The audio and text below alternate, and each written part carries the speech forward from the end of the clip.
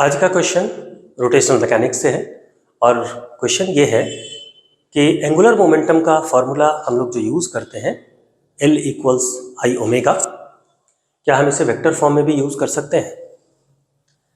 तो इसका आंसर है कि हमेशा नहीं यूज़ कर सकते। कहाँ यूज़ कर सकते हैं?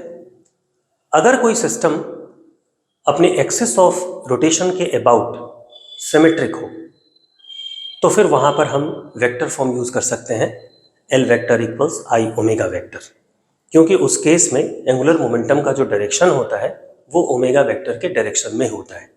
लेकिन अगर कोई सिस्टम अपने एक्सिस ऑफ रोटेशन के अबाउट सिमेट्रिक नहीं है, उस केस में हम लोग L vector equals I omega का वेक्टर फॉर्म यूज़ नहीं कर सकते, क्योंकि उस केस में एंगुलर मोमेंटम का डायरेक्शन ओमेगा के डायरेक्शन में, एंगुलर वेलोसिटी के डायरेक्शन में नहीं होता है।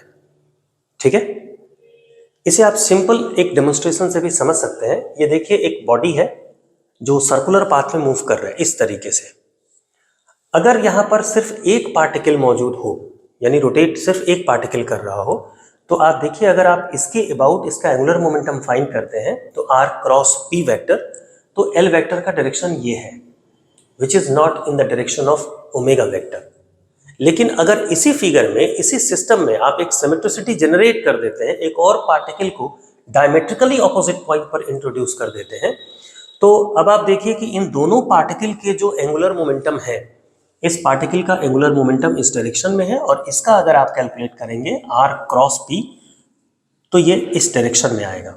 अब ये दोनों एंगुलर मोमेंटम, इन दोनों के दो कंपोनेंट है, एक parallel to the axis L parallel और एक perpendicular to the axis L perpendicular, दोनों के कंपोनेंट है।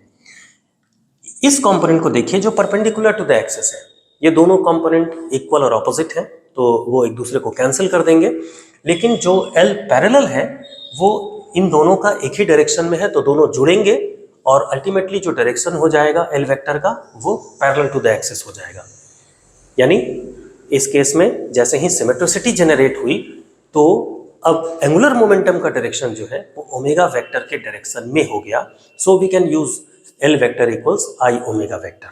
लेकिन जब सिमेट्रिसिटी नहीं थी, जब एक सिंगल पार्टिकल रोटेट कर रहा था, तो आप देखिए ओमेगा वेक्टर का डायरेक्शन और L वेक्टर का डायरेक्शन दोनों अलग अलग थे। इसलिए हम लोग वेक्टर नोटेशन यूज नहीं कर सकते हैं वेक्टर फॉर्म में कि L vector equals I omega vector.